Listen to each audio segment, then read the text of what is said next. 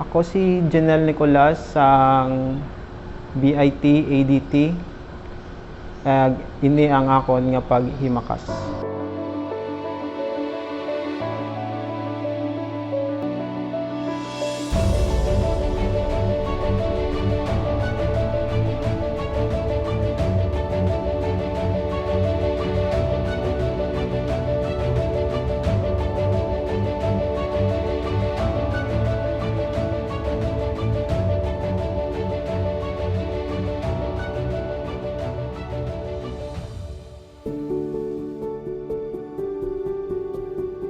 Bali, ang istorya sa akon nga paghimakas is nagdako ako sa lolo ko kag lola ko because nag-separate ang akon parents. Bata pa lang kami. Bali, duwa lang kami sang utod ko man nga lalaki. And that time, gimbilyan na lang gid kami sang mama ko sa side sa parents sa grandparents ko. And may asawa na subong ang dugay naman nga may asawa ang akon nga father. And nabatong ko man nga by that time hindi pwede nga maupod kami sa iya nga poder pa. Kay na-realize ko lang sang elementary naman ko. Bilang isa ka magulang, kung pinakamagulang sa amon nga apo, ako man ang magulang sa amon duwa ka mautod ko. Nagpursige gid ako sang high school ko, biyaya ako sikad para may pangbalon ako kada gabi. And kung Sabado Domingo na naman nga hardinero ako sa subdivision, kay ang amon nga balay ara lang sa may subdivision man pero barangay siya. So damo gid sang opportunity kung wala ka klase. And sa high school ko, sa senior high na ko, may makilala ko nga maestra ko nga naging close gid. Doon naging kabig ko na siya bilang nanay ko. Isa man sa rason ko nga nagpadayon ako bilang nga nag-college pagid ako. Okay, way back tapos na ko college tapos na ko senior high, naguntat ako sa eskwela. Kay nakaubra ako sa isa ka restaurant for almost manog 2 years ata nga nag-ubra ako sila. Abi ko amo na lang to, abi ko sakto na ning sweldo ko. And then I realized nga hasta mintras maamo na lang ko ni. Hindi pwede, dapat maskwela ko kaya ang manghod ko wala naman nagaskwela.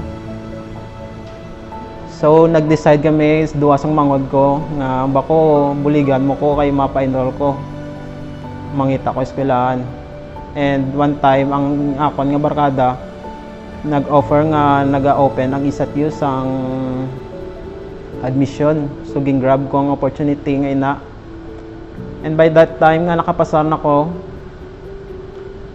nagka-problema ako sa registrar, which is sa akon nga papeles.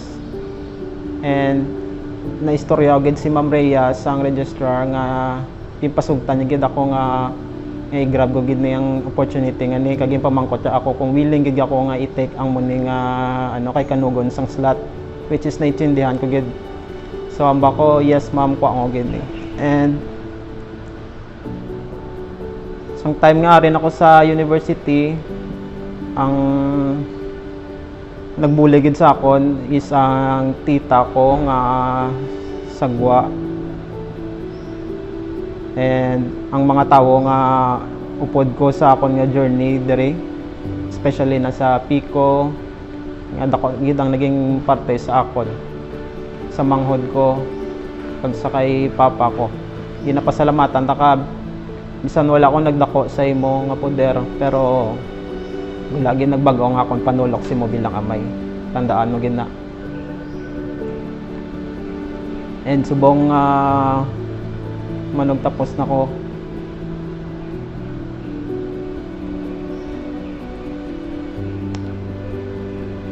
Ginapasalamatan ko gid ang tanan nga tawo nga nagbulig sa akon.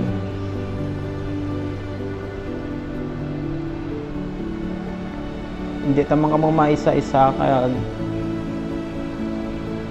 sa mga barkada ko nga naging upod ko diri sa ISATU nga dako man ang naging parte sa akon. pag-eskwela. Isang time nga wala man ako ara gid kamo perme. Thank you gid sa inyo. Sa inyo nga suporta. And sa lola, sa lolo ko, thank you gid sa pagpadako niyo sa akon sa pila ka tuig. Because wala ako gid na experience nga maging rebelde or something nga maglain ang akon nga dalan. Tungod sa inyo nagpursige gid ko para gini sa inyo. Palangga na gid kamo. Kag sa mama ko nga almost 20 years ko na nga wala nakita. I hope nga okay ka lang kag gabayang nga gintani permisang Ginoo sa imong mga panglakaton. Ako si Janelle Nicolas sang BIT ADT. Ini ang akon nga paghimakas.